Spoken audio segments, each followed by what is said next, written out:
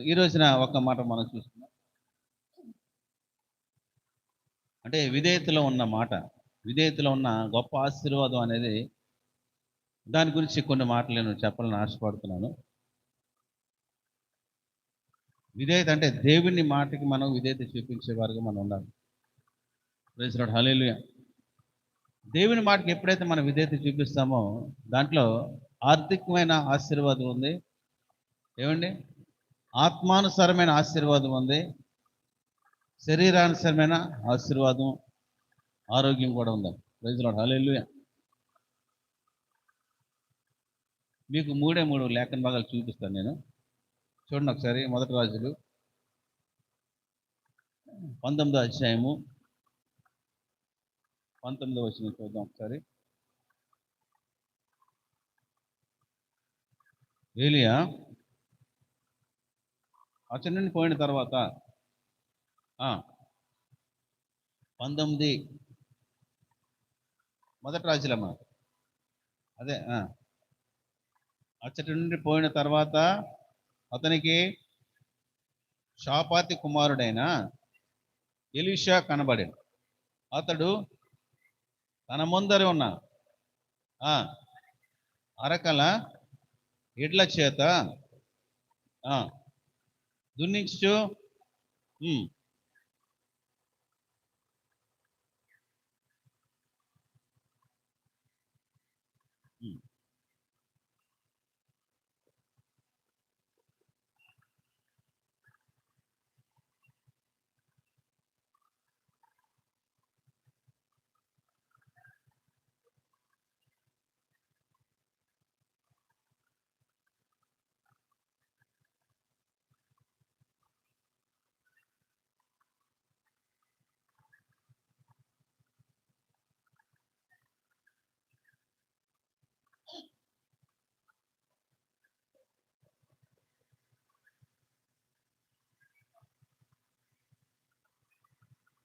Praise Lord, హల్లెలూయా. దేవుడి మాటలు దీవించును గాక. ఇక్కడ మనం చూసినట్లయితేనండి, ఆత్మానుసారమైన కొన్ని విషయాలు ఇక్కడ మనం నేర్చుకోగలం. ఏలియాకి ఎలీషాకి ముందు ఎప్పుడు కూడా పరిచయం లేదండి. మీరు చూడండి ఆ మాటలు ముందు మనం చూసినట్లయితే వాళ్ళిద్దరికి ఎప్పుడు పరిచయం లేదు. ప్రైజ్ లార్డ్, హల్లెలూయా. ఏలియాతో దేవుని దూత అలాంటి దగ్గరికి వెళ్ళి, నువ్వు అక్కడ ఒక వ్యక్తి ఉన్నాడు, ఆయన్ని నువ్వు ఆశీర్వదించాలి. ప్రైజ్ లార్డ్, హల్లెలూయా. అప్పటికే ఏలియా బాగా అలసిపోయాడు. అతను ఇంక నేను చనిపోతే బెస్ట్ అని అనుకున్నాడు. ఆయన ఒక నిర్ణయం తీసుకున్నాడు ఆయన. కానీ దేవుడు మాత్రం ఆయనతో చెప్పిన మాట ఏంటో తెలుసండి, నువ్వు ఫలానా దగ్గరికి వెళ్ళు, అక్కడ వ్యక్తి కనిపిస్తాడు, ఆయన నువ్వు ఆశీర్వదించాలి అని చెప్పేటప్పుడు ఆయన ప్రయాణమై వచ్చిన తర్వాత ఆయనకి ఎలీషా చూడండి అక్కడ, అంటే అక్కడ దేవుని ఆత్మ, పరిశుద్ధాత్మ చేసే కార్యాన్ని ఏలియా ఎప్పుడైతే ఆయన ఈయనతో మాట్లాడుతున్నాడో ఆయన హృదయంలో అంతా కూడా అప్పటికి ఆయన ఏం చేస్తున్నాడు, ఆయన వ్యవసాయం చేసుకుంటున్నాడు. ఆయన ప్రైజ్ లార్డ్, హల్లెలూయా. ఆయన వ్యవసాయం చేసుకుంటున్నాడు, మంచి ధనికుడు ఆయన. ఈ ఏలియా మాత్రం అంటే ఆయన ధనవంతుడిగా లేదండి. ప్రైజ్ లార్డ్, హల్లెలూయా. ఆయన ధనవంతుడు కదా, ఆయనకు ఒక ఇల్లు అంటే ఏమీ లేదు. ఆయన ఒక దేవుని సేవకుడైన, ఒక ప్రవర్త అయినా ఏంటి, ఆయన వేషధారణ కూడా అంత అంతగా కనిపిస్తుంది. అయినప్పటికీ కూడా చూడండి, ఎప్పుడైనా మనం దేవుని ఆత్మతో మనం కనెక్ట్ అయి ఉంటే,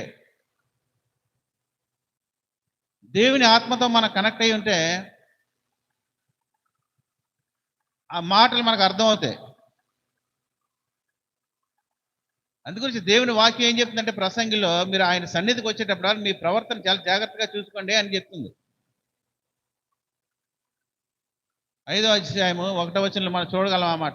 నీవు వద్దమ్మా, అంటే మామూలు చెప్తున్నా.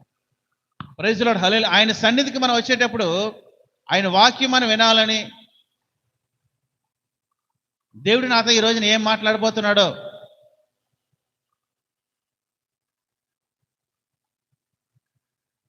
అంటే సేవకుల గురించి, సంఘ పెద్దల గురించి వాక్య పరిచయం ఎవరైతే చేస్తారో వాళ్ళ కోసం ప్రత్యేకంగా సంఘం ప్రార్థన చేసేవారుగా ఉండాలి. అప్పుడు ఏమో తెలుసండి, మనకి కావలసిన ఆహారాన్ని పరలోకంలో ఉన్న తండ్రి ఆయన సిద్ధపరిచి వాళ్ళు మరుగుపరుచుకుని మనతో మాట్లాడతాడు. ఆయన గట్టిగా చెప్పట్లు కొడతాం సార్. హల్లెలూయా, హల్లెలూయా. మన మనసు అంతా గలిబిలిగా ఉండి ఏదో రావాలి కదా, రాకపోతే మళ్ళీ మనకు ఫోన్ చేస్తారు, లేకపోతే వచ్చి అని అలాంటి ఉద్దేశాలు కలిగి మనం దేవుని సన్నిధిలో ఉండడం అనేది అంత మంచిది కాదు. ప్రైజ్ ది లార్డ్, హల్లెలూయా. దేవుని వాక్యం అంటే మనం సన్నిధికి వచ్చామంటే ఆయనతో మనం ఉండాలని, ఆయన మాటలు మనం నేర్చుకోవాలని. యథార్థవంతులు ఆయనకి ఇష్టమైన వారు. ఇక్కడ చూసినట్లయితే విధేయత అనేది చాలా ప్రాముఖ్యమైనది.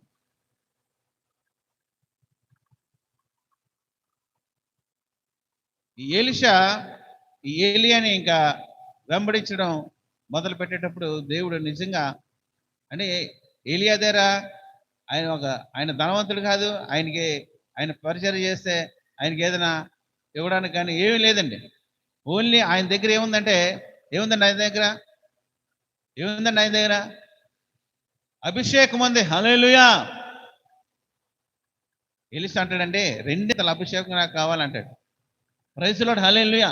ఆయన పరిచయం ఎప్పుడు ఈయన జ్ఞాపకం చేసినాడు కాదు, కానీ ఆయన మాటల్లో ఈయనకి ఎప్పుడైతే ఈయనకి దైవాత్మ కలిగి లోపల ఉన్నాడో, దేవుని ఆత్మ కలిగి ఉన్నాడో, ఎలీషా నాకు 2 అంతల ఆత్మ కావాలన్నప్పుడు ఎలియా అంటాడు, అది నా దగ్గర లేదు బాబా, అది తండ్రి దగ్గర ఉంది.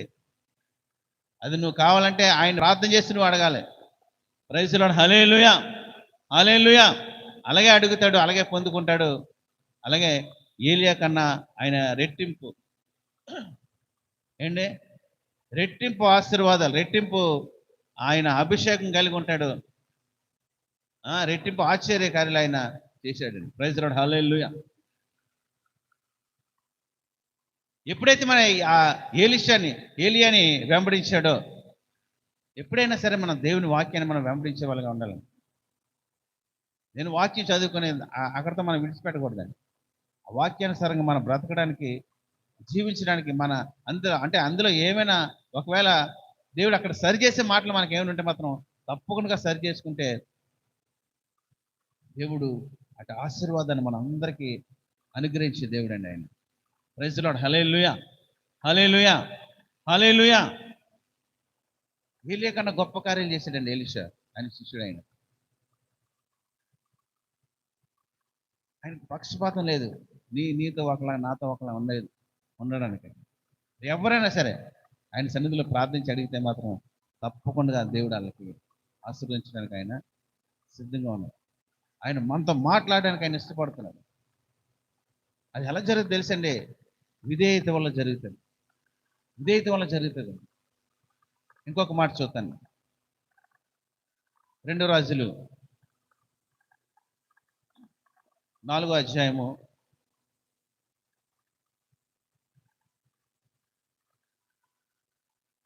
1 నుంచి 7 వరకు చూడండి. ఒకరు చదవండి.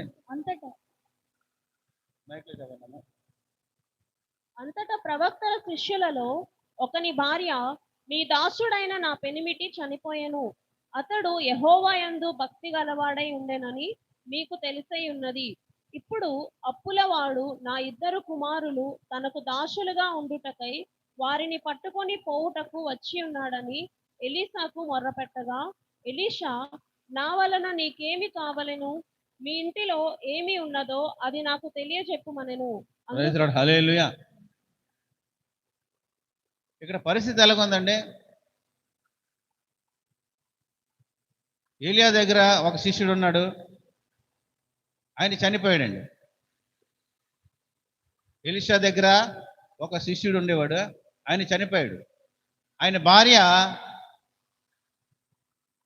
ఆయన దగ్గరికి వచ్చి, ఎలీషా దగ్గరికి వచ్చి అడుగుతుంటదన్నమాట. ఏమని అడుగుతుందంటే, అప్పుల వాళ్ళు వచ్చి మమ్మల్ని ఇబ్బంది పెడుతున్నారు అన్నప్పుడు సేవకుడు ఏం చేయాలా?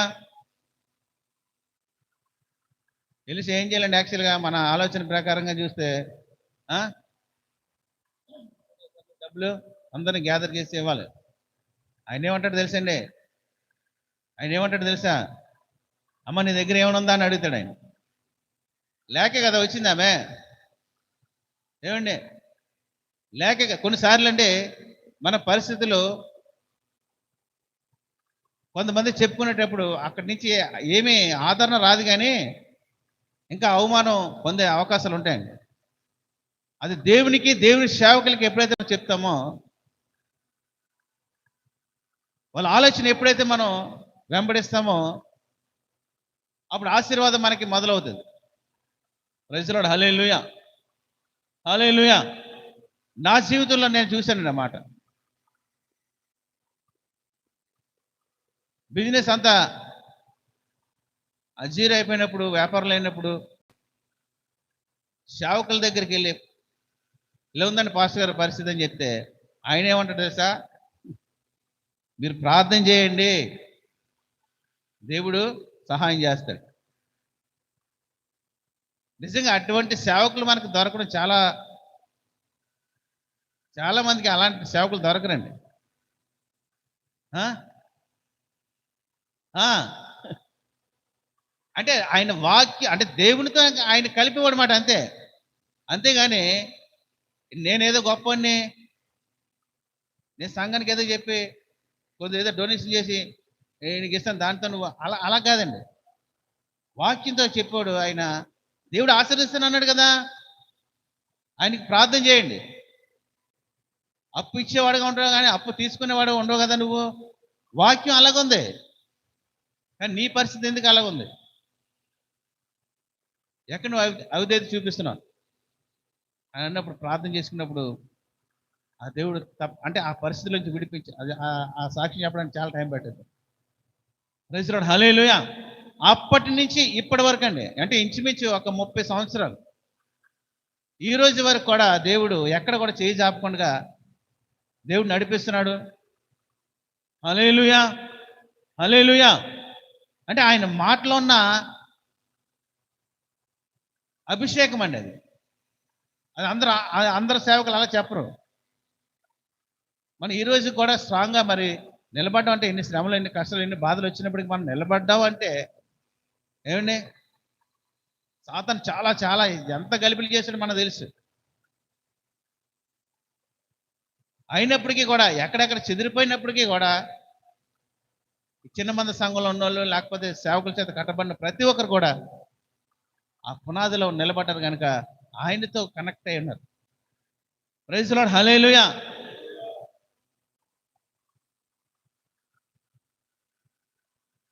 ద్రాక్ష వల్లే ఆయన తీగలు మనం ఆయనతో మనం అంటుకట్టుకుని ఉన్నాం కంటే ఇప్పటి వరకు మనం అలాగే చిగురిస్తూనే ఉన్నాం. మనకి సమస్య వచ్చినప్పటికీ కూడా ఏదో వచ్చినప్పుడు కూడా మనం ఎలా మనం ప్రార్థన చేయాలి ఆయన అంటే నేర్పించాడండి ఆయన. మరి ఆ రోజు ఆర్థిక ఏదైనా సహాయం చేశారు అనుకోండి, మరి ఈరోజు ఆయన లేరు, లేకపోతే మనం ఏం చేస్తాం? కానీ యుగ యుగాలు తరతరాలు కూడా సజీవుడుగా ఉన్న దేవుడు ఆయన్ని మనకి పరిచయం చేశాడు కనుక ఆయన ఆయన దగ్గర నుంచి నీకు సహాయం వస్తుందని ఎప్పుడైతే ఆయన చెప్పాడో, సేవకులు చెప్పారు, ఆ మాటకి ఎప్పుడైతే విధేయత చూపించాం ఇప్పటి వరకు దేవుడు అలాగే నడిపిస్తున్నాడు. హల్లెలూయా. ఏమీ కొదువు లేకుండా పిల్లలు చక్కని రీతిలో చదువుకోవడానికి వాళ్ళ వివాహాలు జరిగించారు. మామూలుగా ఉంటే అలాగే జరగదండి. Praise Lord. కానీ మన తలంపులు కన్నా ఆయన తలంపులు చాలా గొప్పవండి. అంత గొప్ప దేవుడిని మనకి పరిచయం చేసిన సేవకులు బట్టి ఒకసారి గట్టిగా చెప్పగలరు. హల్లెలూయా, హల్లెలూయా, హల్లెలూయా. ఆ సేవకుడు అంటాడు, అమ్మ నీ దగ్గర ఏముంది అంటాడు.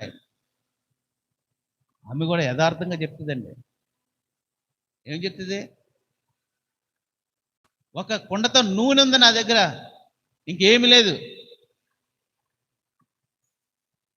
ఒకవేళ ఆర్థికంగా ఏమైనా ఇబ్బందులు ఉన్నాయనుకోండి మనకి, సేవకులు అలాగ అడిగినా ఎటకారంగా ఉంటుంది మనకి. ఏనా అంతే కదా. పాస్ గారు చాలా అప్పులో ఉన్నాడంటే, ఇబ్బందిగా ఉందండి అంటే, నీ దగ్గర ఏముందని అడిగారు అనుకోండి, ఇదేంటండి పాస్ గారు అలాగంటారు, ఏం లేకదా మీకు చెప్తున్నాను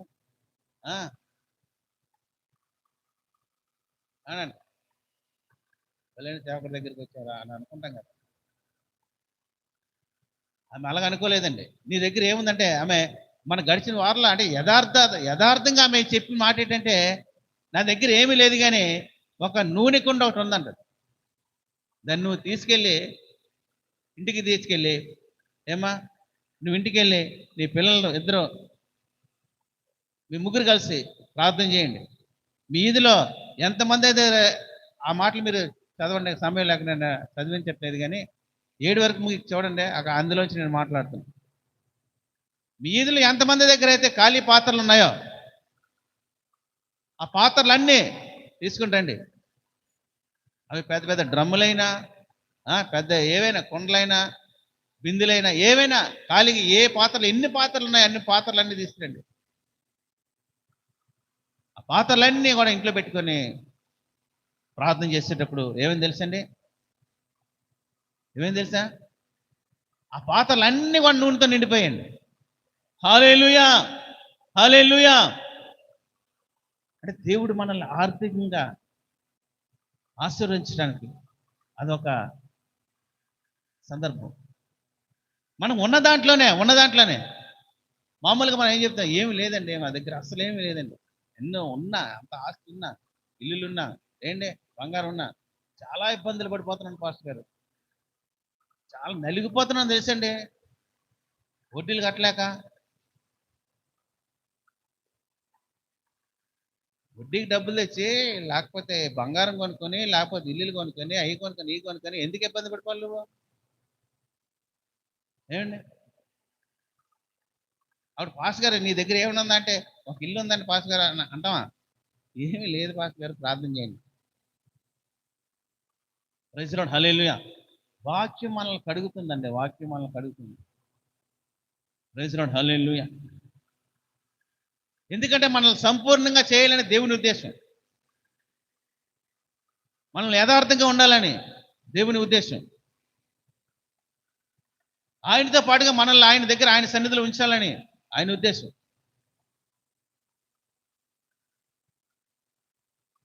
అందుకనే కొన్ని శ్రమలో దేవుడు మనకి అనుమతిస్తాడు ఆయన.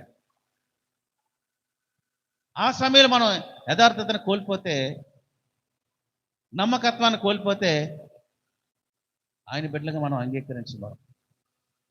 ప్రైజ్ లార్డ్, హల్లెలూయా.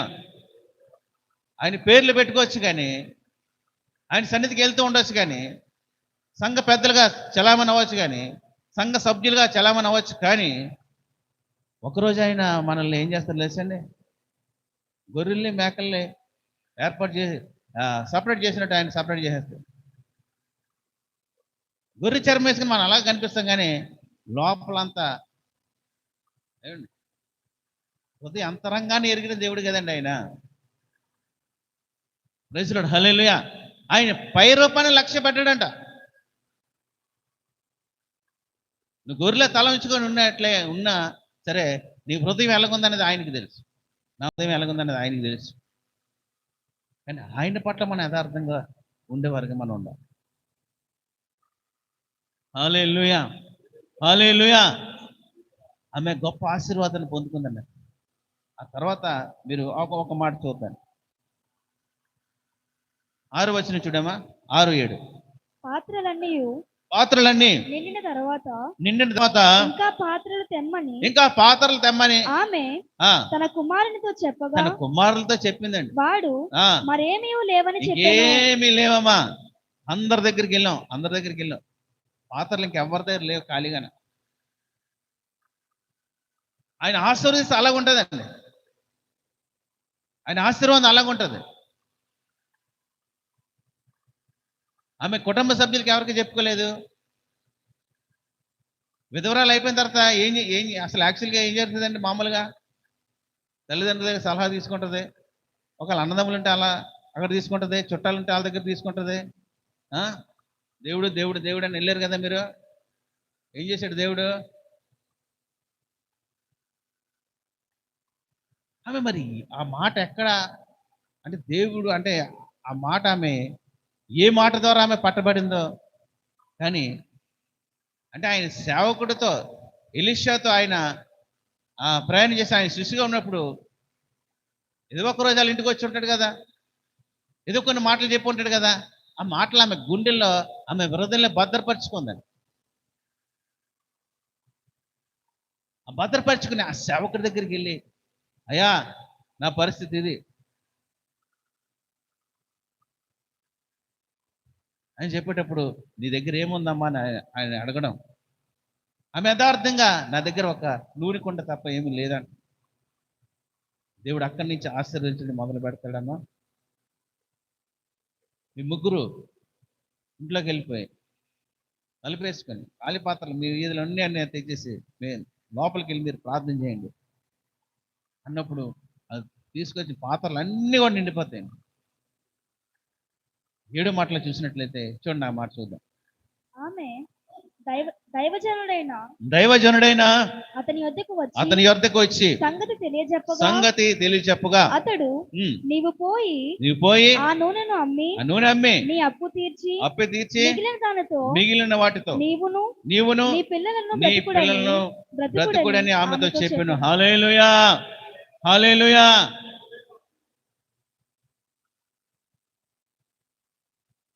అంటే ఈ ఆశీర్వాదం పొందుకున్న తర్వాత మళ్ళీ చూడండి, కష్టం వచ్చినప్పుడు, శ్రమలు వచ్చినప్పుడు సంఘానికి సేవకులకి చెప్తాం, కానీ ఆశీర్వాదం వచ్చినప్పుడు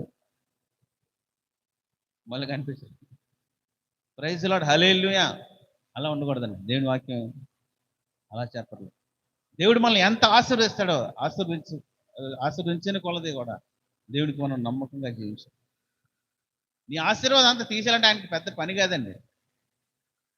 అర్థమవుతుందా? నా తెలివితేటలతో, నా ఆలోచనలతో, లేకపోతే నాకున్న టాలెంట్తో నేను సంపాదించుకున్నానని మనం అనుకుంటాం, కానీ ఏమీ కాదు. ఆయన కృపను బట్టి మాత్రమే. ప్రైజ్ లార్డ్, హల్లెలూయా.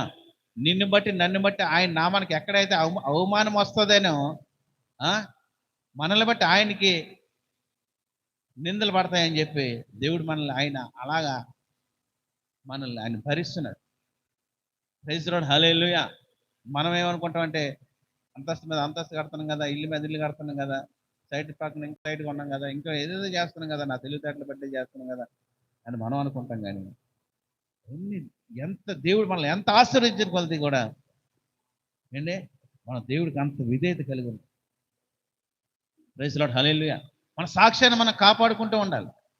నా దేవుడిని బట్టి మాత్రమే ఇది జరిగింది. ఆయనకి కృతజ్ఞత కలిగి ఉండాలి. ప్రైజ్ లార్డ్, హల్లెలూయా. ఈమెం చేసిందంటే, నేను సేవకుడి దగ్గరికి వెళ్ళి చెప్పింది, అయ్యా మీరు చెప్పినట్టుగా నేను చేశాను. పాత్రలన్నీ కూడా నిండిపోయాయి. ఆ నూనె అమ్మి ఏం చెప్పాడు ఆయన? ముందు ఏం చేయాలా? అప్పు తీర్చాలి. ఎవరికి? మనం రుణం ఉండకూడదండి. హల్లెలూయా. రుణం ఉన్నామా పాపంలో ఉన్నట్టు లెక్క. ముందు అప్పు తీర్చు, ఆ తక్కిన దాంతో నువ్వు, నీ పిల్లలు, మీరు బ్రతకండి అని చెప్పాడండి. హల్లెలూయా. ఇంకొక సందర్భం చూసి నేను సమయాన్ని సేవకుడికి చెప్పాను. ఇక్కడ మనం చూసినట్లయితే మొట్టమొదటిగా మనం చూసినప్పుడు ఏంటి, ఎలీషా గురించి చూసేటప్పుడు ఎప్పుడైతే దేవుని ఆత్మ ఏలియా మీద, దేవుని ఆత్మ ఎలాగైతే ఎంత బలంగా పనిచేసిందో దానికి రెట్టింపుగా విధేయత చూపించడం వల్ల, సేవకుడి విధేయత చూపించడం వల్ల ఎలీషాకి రెట్టింపు అభిషేకం ఆయన పొందుకున్నారు. ప్రైజ్ లార్డ్, హల్లెలూయా. ఎన్నో అద్భుత ఎలీషా ఈయనే ఇప్పుడు ఈ ఆశీర్వాదం కూడా ఆయన ద్వారానే పొందుకున్నారు. రెండోది మనం చూసినట్లయితే ఆర్థికంగా దేవుడు మనల్ని బలపరచడానికి, ఆశీర్వదించడానికి ఏమండి, మనం యథార్థత కలిగి ఉండాలి. యథార్థత అనేది చాలా ప్రాముఖ్యం అండి. యథార్థత లేకపోతే దేవునికి ఇష్టలుగా మనం బ్రతకలేము. ప్రైజ్ ది లార్డ్, హల్లెలూయా. మనుషుల్ని మనం మెప్పించవచ్చు మన మాటల టాలెంట్ ద్వారా. ఆ? మనం ఏడిచి వాళ్ళు ఏడిపించవచ్చు, కానీ దేవుణ్ణి ఏడిపించలేం. అర్థమవుతుందండి? కొంతమంది వాళ్ళ ఆర్థిక పరిస్థితి చెప్తుంటే వాళ్ళని చూసి మనం కరిగిపోయి, అమ్మో ఎంత కష్టం అనిపిస్తున్నావమ్మా, ఎంత కష్టంగా ఉందా బ్రదరు, కొన్ని మీ ఆస్తులు ఏమన్నా చెప్పండి అంటే చెప్తారా? చెప్పరు. అప్పులు మాత్రమే చెప్తారు. ప్రైజ్ ది లార్డ్, హల్లెలూయా. దేవుడు ఆ అప్పులు తీర్చాడు అనుకోండి, మళ్ళీ లోన్లు పెట్టి ఏదో చేస్తాడు. మళ్ళీ ఇంకొక అప్పు. యథార్థంగా చెప్పింది ఆమె, ఆ గొప్ప ఆశీర్వాదాన్ని ఆమె పొందుకుంది. మనకు ఉన్న దాంట్లోనే దేవుడు మనల్ని సమృద్ధిగా ఆయన నడిపించడానికి ఆయన సమర్థుడండి ఆయన. ప్రైజ్ ది లార్డ్, హల్లెలూయా. నీకున్న కొద్ది దాంట్లోనే మనం బ్రతకడం అనేది ఆనందంగా, సంతోషంగా, సమాధానంగా ఉండాలని ఆయన ఉద్దేశం, దేవుని ఉద్దేశం. ఆశీర్వాదం అనగానే డబ్బు లేకపోతే ఏదేదో మనం పొలాలు ఇల్లు అనుకుంటాం, కానీ ఏం కాదండి. యాకోబు ఒకసారి ప్రార్థన చేస్తాడు, నన్ను ఆశీర్వదించు అంటే, ఎందుకు నీకేం తక్కువైందని? పిల్లలు ఉన్నారు, గొర్రెల మందలు ఉన్నాయి, మేకల మందలు ఉన్నాయి, పనులు ఉన్నారు, అందరూ ఉన్నారు కదా, కానీ ఆయన ఆశీర్వదించమంటాడు ఆయన. ప్రైజ్ ది లార్డ్, హల్లెలూయా. ఆత్మలో, మనసులో నెమ్మది లేని పరిస్థితి, మనసులో అంటే ధైర్యం లేని పరిస్థితి. ప్రైజ్ ది లార్డ్, హల్లెలూయా. ఆయన సింహాసనం ముందు మనం నిలబడాలంటే ఏం చేయాలంట? ధైర్యంగా ఉండాలి, యథార్థంగా ఉండాలి. హల్లెలూయా. యథార్థతను మనం కోల్పోయామా, ఆటోమేటిక్గా భయం వస్తుంది. యాకోబు అదే భయపడ్డాడు. ఆస్తి సగం భాగం చేసి వాళ్ళ అన్నకి ఇచ్చేసిన ఆ భయం పోలేదు. ఎవరికి భయపడాలి? దేవుడికి భయపడవలసిందే. ఎవరికి భయపడుతున్నాడు? మనుషులకు భయపడుతున్నాడు. హల్లెలూయా. ఎప్పుడైతే మనం మనుషులకు భయపడతామో అపవాది అక్కడి నుంచి మనం డౌన్ చేయడానికి ప్లాన్ చేస్తాం. మనం భయపడవలసింది ఎవరికి? దేవునికి మనం భయపడాలి. ఆయనకి ఎప్పుడైతే మనం భయపడతామో పరిస్థితులు ఎలాగున్నప్పటికీ కూడా ఆయన వాటిని మార్చగలిగిన గొప్ప దేవుడు ఆయన. హల్లెలూయా. అన్నకు ముందే మారు మనసు ఇచ్చాడు ఆయన, తమ్ముని ఏమనద్దని. వాళ్ళ మామకి కూడా వార్నింగ్ ఇచ్చాడు, యాకోబుతో చాలా జాగ్రత్తగా నువ్వు మాట్లాడాను. దేవుడు మనకి చెప్పే మాట ఉన్నదని చూసినప్పుడైతే ఏమండి, అంతకు ముందే దేవుడు ఆయన కార్యాలు, ఆయన మార్గాలు ఆయన సరళం చేస్తాడండి. ఆయన సరళం చేస్తాడు. మనతో ఏదైనా ఒక మాట చెప్పాడు అనుకోండి, సేవకుల ద్వారా కానివ్వండి, వాక్యం ద్వారా కానివ్వండి, లేకపోతే ఎవరిదైనా ఒక మాట, అది మన హృదయాన్ని తాకే మాట అయినప్పుడు, పరిశుద్ధాత్మ కార్యాలు ఎలా ఉంటాయంటే, ఒకరు మాట్లాడుతున్నప్పుడు ఇంకొకరికి అదేమవుతుందంటే అంటే లోపల నుంచి మనకి ఇది నా కోసం ఈ మాట అని వస్తుంది. అప్పుడు దేవుని ఆత్మ కలిగి ఉన్నట్లయితే, లేకపోతే రాదండి, రాదు. అలాగ మనం కూర్చోడమే, ఒక విగ్రహాల్లో కూర్చోవడం తప్ప ఏముండదు. అలా కాదు, దేవుడు నాతో మాట్లాడాలి. అందు గురించి మనం మన ప్రవర్తన అంతా కదా చాలా జాగ్రత్తగా చూసుకొని ఆయన సన్నిధికి వచ్చేటప్పుడు, అయ్యా నువ్వు నాతో మాట్లాడినాను, అక్కడ నిలబడి ఎవరు మాట్లాడినప్పటికీ కూడా ఆ మాటల నుంచి నాకు కావాల్సిన ఆత్మీయ ఆహారాన్ని నాకు అనుగ్రహించి ప్రభు అని ప్రార్థనా పూర్వకంగా మనం వస్తామో తప్పకుండా దేవుడు మనతో మాట్లాడు. హృదయ అంతరంగాన్ని ఎరిగిన దేవుడు అండి ఆయన. ప్రైజ్ ది లార్డ్, హల్లెలూయా. ఇంకొక మాట చూద్దామండి, ఈ మాట చూసి నేను ముగించేస్తాను. 2 రాజులు 5వ అధ్యాయము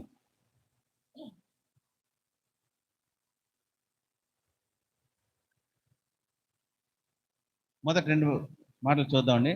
సిరియా రాజు అయిన సైన్యాధిపతి అయిన నయమాను అనొకడుండెను. అతని చేత యెహోవాయే సిరియా దేశమునకు జయము కలుగజేసి ఉండెను గనుక అతడు తన యజమానుని దృష్టికి కనుడై దయ పొందిన వాడాయను. అతడు మహాపరాక్రమశాలి అయి ఉండెను గాని అతడు కుష్ఠిరోగి. సిరియానులు గుంపులుగా బయలుదేరి ఇశ్రాయేలు దేశం మీదకి పోయి ఉండిరి. వారచటి నుండి ఒక చిన్న దానిని చెరగొని తేగా అది నయమాను భార్యకు పరిచారము చేయించి ఉండెను. హల్లెలూయా. దేవుని కార్యాలు ఎలా ఉంటాయో తెలుసండి, చాలా అద్భుతంగా ఉంటాయి. ఒక రాజు దగ్గర పనిచేస్తున్న ఈ నయమాన్ పరాక్రమశాలిని, కొన్ని బిరుదులు ఉన్నాయి. అంటే ఎలా యుద్ధం చేయాలి, ఎక్కడ జనాలు పెట్టాలి, ఎక్కడ ఏం చేయాలనేది మైండ్ వర్క్ అంతా అయింది. కానీ ఆయనకి ఒక భయంకరమైన రోగం ఉంది, కుష్టి రోగం ఉంది. Praise the lord. వాటిని ఏం చేస్తుంటే ఆ బట్టలతో కప్పేసుకుంటున్నాడు, ఆ స్మెల్ రాకుండా సెంట్లే కొట్టుకుని ఇదే మాకు చేస్తుంది మొత్తం. కానీ హృదయంలో మాత్రం, ఆ కుటుంబంలో మాత్రం, ఆ భార్య, ఆ కుటుంబంలో అంతా కూడా ఒక భయంకరమైన నరకాన్ని అనుభవిస్తున్నారు. హల్లెలూయా. ఆమె భార్యలో ఎప్పుడు కూడా చిరునవ్వు అనేది, ఆనందం అనేది, సమాధానం అనేది, సంతోషం అనేది లేదు. బయటికి మంచి పేరు ఉంది కానీ ఆయనకి ఆరోగ్యం లేని పరిస్థితి. హల్లెలూయా. అక్కడ ఒక చిన్నది దేవుని నమ్ముకున్న బిడ్డ, హల్లెలూయా, ఆమె అక్కడ సువార్త చేసేటప్పుడు ఒక గొప్ప అద్భుతం జరిగింది అక్కడ. మనం చాలాసార్లు అనుకుంటాం నాకు చేసిన కార్యం గొప్ప కార్యం కాదు కదా. మనం ఏ స్థలంలో ఉన్నప్పటికీ కూడా దేవునికి సాక్షిగా మనం బ్రతికినట్లయితే, నీ జీవితంలో చేసిన చిన్న కార్యం అనంటే పెద్ద కార్యం, ప్రతి దాన్ని బట్టి కూడా దేవుని మనం మహిమపరిచే వారిగా మనం ఉండాలి.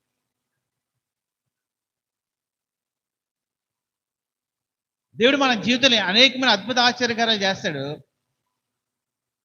చేసినప్పుడు కూడా మనం మర్చిపోతాం. మర్చిపోయి సంఘం మీద, సేవకుల మీద ఏమండి సొనగడం అనేది మొదలుపెట్ట. అరణ్యంలో వాళ్ళందరూ రాలిపోవడానికి కారణం ఏంటో తెలుసండి? భయంకరమైన పాపాలు ఏం చేయలేదండి, సొనుక్కున్నారు. బానిసత్వంలో ఉన్నప్పుడు మాకు అక్కడ తినడానికి బోల్డ్ ఉండేవి. ఇక్కడేంటి ఇలాగ ఉందని సేవకుల మీద సొనిగారు. ఏమండి దేవుని బిడ్డల మీద సొనిగారు. ఎప్పుడైతే ఆ మనస్సు మనకు వచ్చిందో, ఇది దేవుడి దగ్గర నుంచి వచ్చింది కాదు, అపవాదం నుంచి వచ్చిందని చెప్పి మనం గుర్తించినట్లయితే, యాకోబులు ఏమంటో తెలుసండి? దేవునికి మీరు లోబడి ఉండండి, అపవాదిని మీరు ఎదిరించండి. అప్పుడు మీ దగ్గర నుంచి ఆడు పారిపోతాడు. అంతవరకు పారిపోయాడు, జస్ట్ వేసుకుని కూర్చుంటాడు. Praise the Lord. హల్లెలూయా. దేవునికి నువ్వు లోబడినంత వరకు కూడా మనం అనుకుంటున్నాం, నేను దేవుని పెట్టినే బాప్టిజం తీసుకున్నాను, పేరు మార్చుకున్నాను, బల్లారాధనలో పాలుభాగస్తులు అవుతున్నాను, బుధవారం ప్రార్థనకి వెళ్తున్నాను, శుక్రవారం ప్రార్థనకి వెళ్తున్నాను, ఆదివారం ఆరాధనకు వస్తున్నాను, అన్నిట్లో నేను బాగానే ఉన్నానని. ఏమండి ఆయన రాకల్లో ఎత్తపడే వారిగా ఉన్నామా? అది మనం చాలా జాగ్రత్తగా చూసుకోవాలి. హల్లెలూయా. సొనుగు అనేది మన జీవితంలో ఎప్పుడైతే వచ్చిందో ఆటోమేటిక్గా ఆత్మీయ జీవితంలో మనం చల్లారిపోతాం. వాక్యం చదువుతాం కానీ వాక్యం అర్థం కాదు. మన వాక్యాన్ని బయలుపరిచేవాడు అంటే యేసుప్రభు చెప్పాడు. ఏం చెప్పాడు తెలుసండి? దేవుని ఆత్మ అంట మనల్ని సర్వ సత్యంలోకి నడిపిస్తుంది.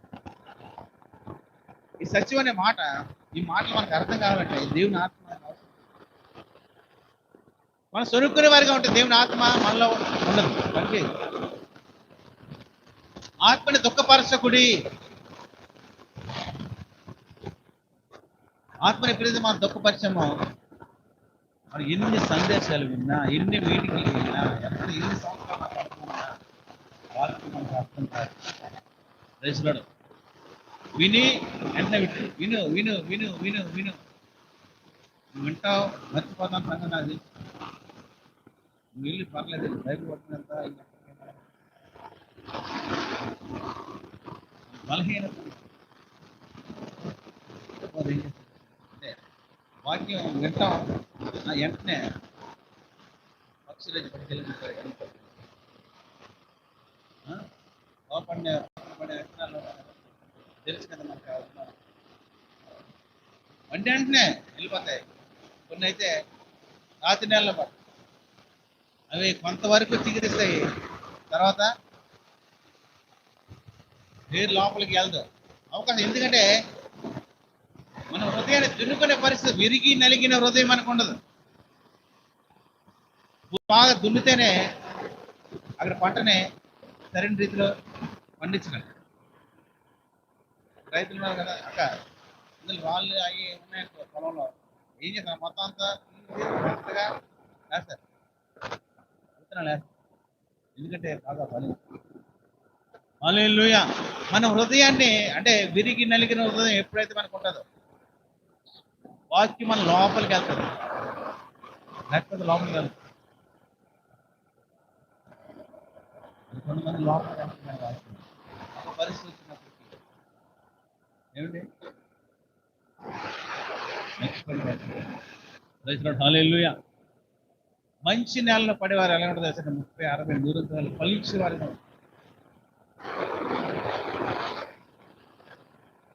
మనం ఫలించేవారుగా ఉండాలి. ఫలించకపోతే గొడ్లంట ఎక్కడుంది? వేరు దగ్గర ఉంది, మొదల దగ్గర కూడా కాదు, వేరు దగ్గర. హల్లెలూయా.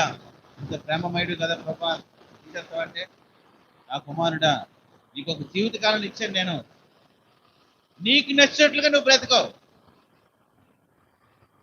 అని దేవుడి దగ్గర నుంచి సమాధానం.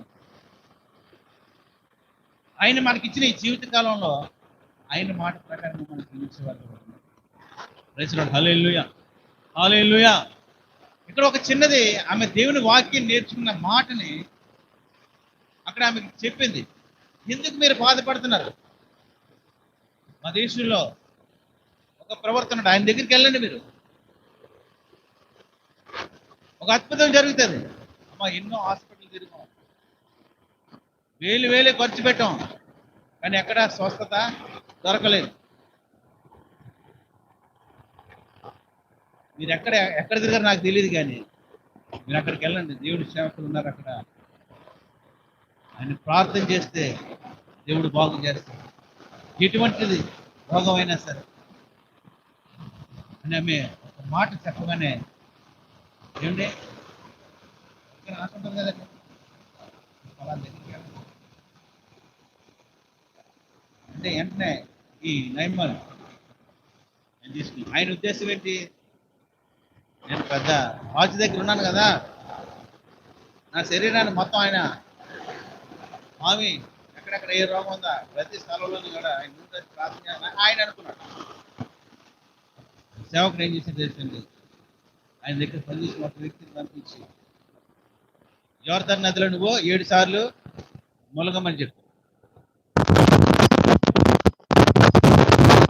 అరే ఆయనకు ఆశ్చర్యం అయిపోయింది.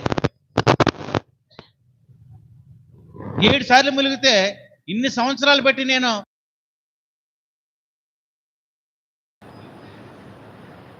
ఈ బాధ పోద్దా అని అనుకున్నాడు. చాలా కోపం కూడా వచ్చేసింది, చాలా కోపం వచ్చింది. వెంటనే మరి రథం మళ్ళీ వెనక్కి తిప్పి మళ్ళీ వెనక్కి ప్రయాణం చేశారు. ఆ మార్గంలో ఆ మాట చూడండి ఒకసారి, ఆ మాట చూద్దాం. 5వ అధ్యాయము 13 చూడమ్మా. అయితే ఆ రథం నడిపిన వ్యక్తి అతని దాసులలో ఒకడు వచ్చి, నాయన ఆ ప్రవక్త ఏదైనా అనొక గొప్ప కార్యము చేయమని నియమించినడలా నీవు చేయకుందువా? చేస్తావు కదా.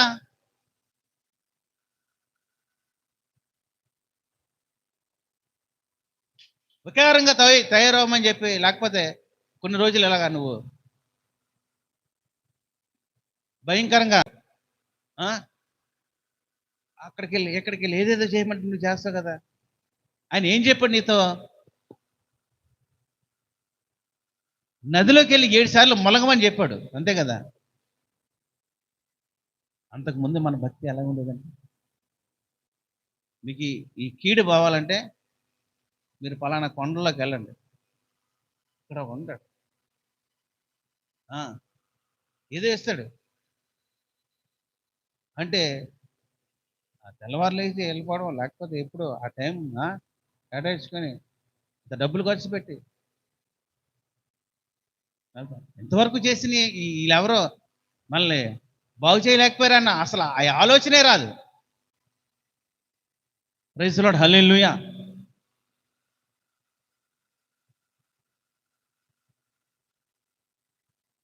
ఈయన అంటాడు, మనకి ఆయన ఏదో కఠినమైన పని ఏదని చెప్తే మనం చేస్తాం కదా. ఆయన ఏం చెప్పాడు నీతో? ఆ నదిలోకి వెళ్ళి 7 సార్లు ములగమని చెప్పాడు. అంటే అప్పుడు ఈ నయమాను ఆయన మాట ఆలకించాడు. చూడండి ఆ తర్వాత మాట 14. అతడు పోయి అతడు పోయి దైవజనుడు చెప్పినట్లు యోర్దాను నదిలో 7 మార్లు మునగగా అతని దేహము పసిపిల్ల దేహము వలె అతడు శుద్ధుడైన. గడగ చేపలు కొడదాం. హల్లెలూయా, హల్లెలూయా, హల్లెలూయా. 7 సార్లు. ఎన్నిసార్లు చెప్తే అన్నిసార్లు. ప్రైజ్ లార్డ్, హల్లెలూయా. ఆయన మాటలు ఒక్కొక్కసారి ఎలాగుంటాయంటే చాలా. కానాను విందులో కూడా నీళ్ళని ద్రాక్షరసం చేసేటప్పుడు ద్రాక్షరసం అయిపోయింది. అక్కడంతా చాలా గలిబిలిగా ఉంది. ఇంకా పెళ్ళి యజమాని అవమానం, ఇంకా సిగ్గుపడిపోని పరిస్థితి. ఏ చేసేలా గుర్తున్నాను అన్న పరిస్థితి అయిపోయిందండి. యేసుప్రభు అన్నారు, ఆ బాణలు నిండా మీరు ఏం చేస్తారంటే నీళ్ళతో నింపండి. ప్రైజ్ లార్డ్, హల్లెలూయా. దేవుడు చెప్పినట్టుగా మనం చేస్తే మన జీవితంలో ఆశీర్వాదం చూడగలం. మన తెలివితేటలు కానీ మన ఆలోచన అందులో ఏం పెట్టద్దు. ప్రియమైన దేవుని బిడ్డలారా, ఆయన చెప్పినట్టుగా చేయండి, ఆయన వాక్యానుసారంగా చేయండి. 6 సార్లు మునిగినప్పటికీ కూడా 6 సార్లు మునిగినప్పుడు కూడా వీళ్ళు ఏమాత్రం కూడా ఎక్కడ పుల్లు అక్కడే ఉన్నాయి, ఎక్కడ గజ్జి అక్కడే ఉంది. ఏమండి, అంత యాజిటీస్గా ఉంది. 7సారి ములిగాడు, బైక్లో వచ్చాడు. వచ్చినప్పటికీ ఆయన శరీరం అంతా కూడా అద్భుతంగా దేవుడు స్వస్థపరచు. ప్రైజ్ లార్డ్, హల్లెలూయా, హల్లెలూయా. అంటే విధేయత చూపించడం వల్ల, ఆ మాట వినడం వల్ల నయమాను ఆరోగ్యాన్ని పొందుకున్నాడండి. భేద విధవరాలు సేవకుడి మాట విధేయత చూపించడం వల్ల ఆమె అప్పుల బాధలోంచి బయటకు వచ్చి ఆమె ఆశీర్వాదం పొందుకుందండి. హల్లెలూయా. సేవకుని చూడలేదండి, సేవకులు ఉన్న ఆత్మని చూసి ఎలీషా ఆయన ఎప్పుడైతే వెంబడించాడో ఆయన రెట్టింపు ఆత్మను పొందుకున్నాడు. Praise lord. ఈ లేకన్నా గొప్ప కార్యాలు చేశాడు. హల్లెలూయా. విధేయత అనేది చాలా ప్రాముఖ్యం. దేవుని మాటకి మనం విధేయత చూపించు. మన ఆలోచన ఏమి అసలు మనం దాంట్లో ఏం పెట్టడానికి ఏం లేదు. మన ఏ స్థితిలోంచి దేవుడు మనల్ని లేపాడో దాన్ని నువ్వు జ్ఞాపకం చేసుకో అంటాడు. నీ మొదటి స్థితిని నువ్వు జ్ఞాపకం చేసుకో. ప్రభు దగ్గరికి వచ్చిన ప్రారంభం మన పరిస్థితి ఎలాగుందని ఒకసారి జ్ఞాపకం. ఈ రోజున స్థితి కాదు నువ్వు జ్ఞాపకం చేసుకోవాల్సింది. ఈ రోజు నువ్వు ఎలా అన్నావు అంటే ఆయన ఆశీర్వదించాడు అంతే. లేకపోతే మనతో పాటుగానే మన పిల్లలు మార్కెట్లోకి రావాల్సిందే, పొట్లాలు కట్టుకోవాల్సిందే, సంతరాన్ని తిరగవలసిందే. ఏంటి మన ముందు తరం అంతే కదా.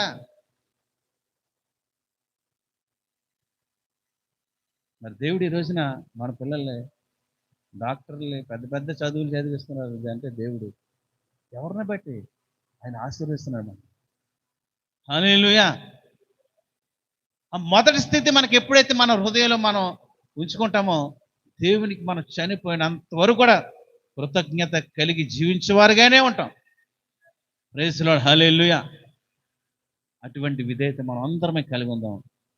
కొద్ది మాటలు దేవుడు మనందరం ఇంట్లో దీవించి ఆశీర్వదించును గాక. చిన్న ప్రార్థన. మహాగణుడా, మహోన్నతుడా, సర్వోన్నతుడా, సర్వశక్తి